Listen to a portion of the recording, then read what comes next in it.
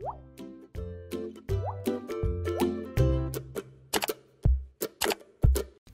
SAR penyelam profesional BRIMOB dan Polair pada hari keempat Selasa 12 Januari 2021 kembali mencari pesawat Sriwijaya Air SJ182 yang jatuh di perairan Kepulauan Seribu.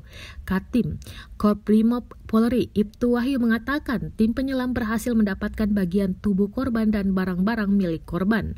Temuan dari penyelam sampai hari keempat ini sudah maksimal berupa 3 potong tangan, 1 jaringan kulit, 2 rambut beserta kulit kepala, serta barang korban, kata Wahyu dalam keterangan tertulisnya.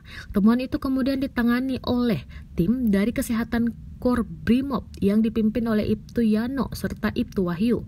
Informasi dari Humas Korps Polri, tim SAR juga menemukan uang tunai yakni 3 lembar uang pecahan 100.000 dan 1 lembar uang pecahan 50.000. Dir Polairut Baharkam Polri Brigjen Pol Yasin menambahkan pencarian masih tetap difokuskan untuk menemukan korban.